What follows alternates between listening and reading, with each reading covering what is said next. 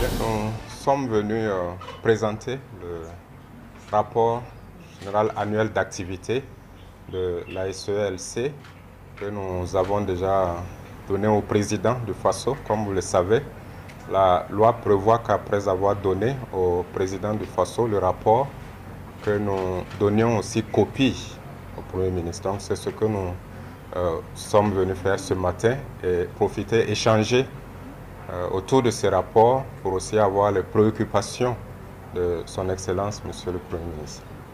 Quelles sont les préoccupations donc, finalement du Premier ministre? Bon, nous avons les mêmes préoccupations qui est vraiment de travailler à la réduction du train de vie de l'État et voir comment on peut encore réfléchir pour améliorer les choses dans ce sens et aussi aller dans le sens d'approfondir les audits et de mettre vraiment en évidence les sanctions pour certaines situations. Donc c'était encore sa disponibilité à ce que nous encourager à continuer le travail que nous faisons en allant beaucoup en profondeur.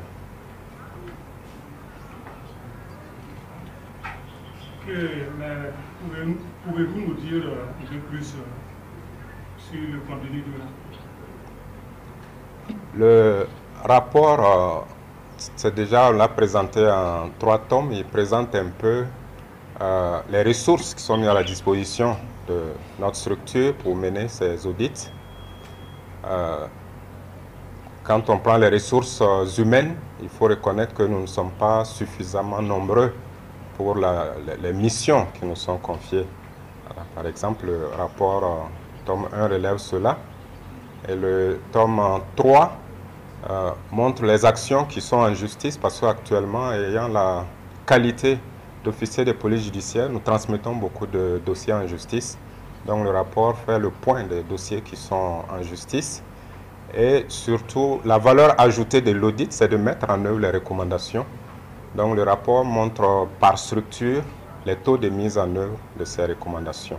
Et le tome 2, qui est le plus attendu souvent, parle vraiment des activités métiers comme les audits. Et nous avons fait l'audit des différents ministères et nous avons partagé précisément ces aspects-là. Et dans la partie audit, nous avons précisément examiné la réduction du train de vie de l'État, des mesures qui ont été prises pour voir où est-ce qu'on en est avec ça et qu'est-ce qu'on peut encore faire pour améliorer les choses.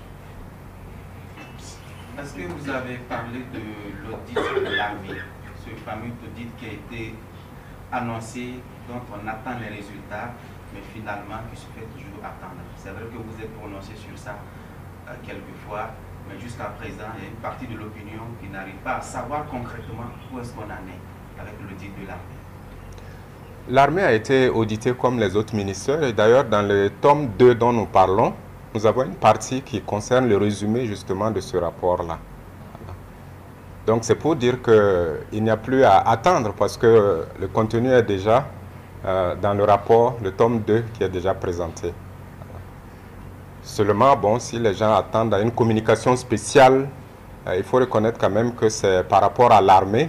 Donc on ne peut pas communiquer sur ce dossier comme on communiquerait sur d'autres dossiers de carburant ou d'autres choses.